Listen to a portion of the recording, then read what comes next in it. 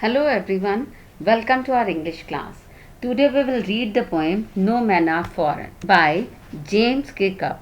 James Kirkup, a poet, a playwright, a novelist, and a traveler. Though perhaps best known as a poet, he was also an accomplished translator of verse, prose, and an autobiographer of distinction.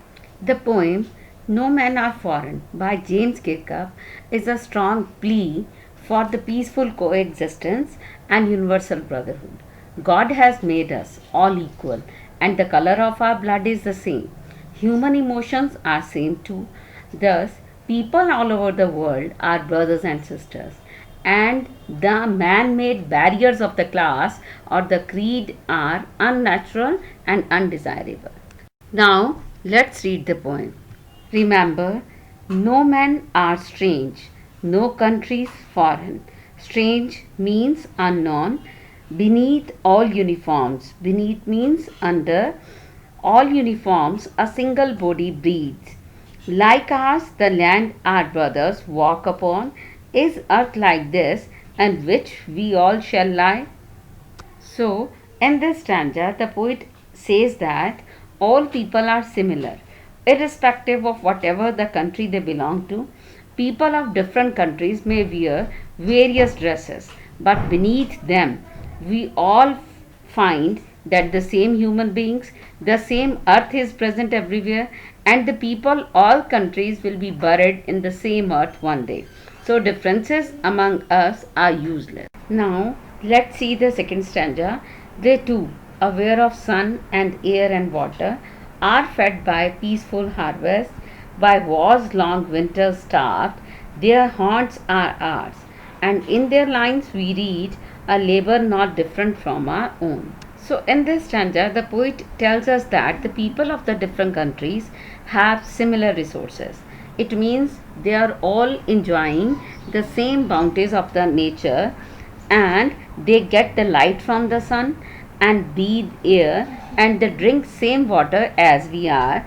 In peace they prosper, and during wars they suffer hunger similarly. Moreover, they have hands like us and all do the same work, occupy themselves in the production of the same products, good and literature. They also work for the nation like us. Thus, we are the same, and the entire world is also our home. Now, we will read the third stanza. Remember, they have eyes like ours that wake, or sleep and strength that can be worn.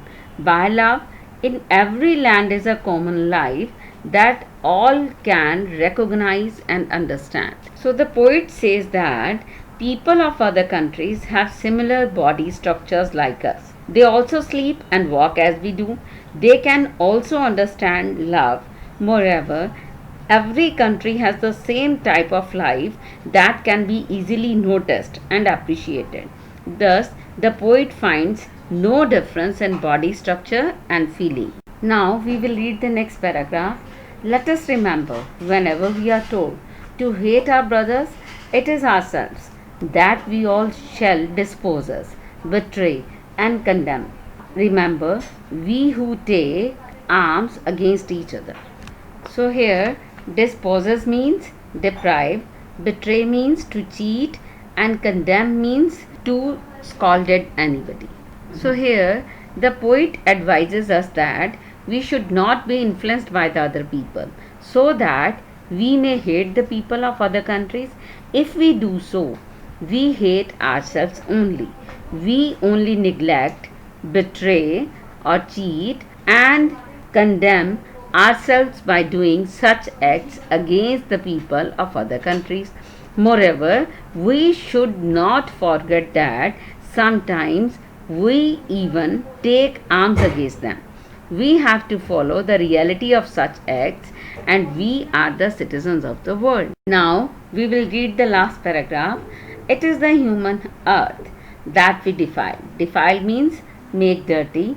Our hells of fire and dust outrage the innocence of air that is everywhere our own. Remember, no men are foreign, no countries strange. So, in this stanza, the poet makes us aware that earth belongs to all human beings. The hatred and anger spread all over the world are damaging peace only.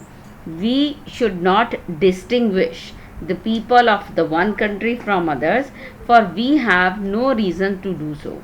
We must not forget that all men are equal and they belong to the same world. Thus, the poet equally treats the people of different countries of the world. Students, if we are talking about the rhyme scheme of this poem doesn't have any specific rhyme scheme. It is written in a free verse.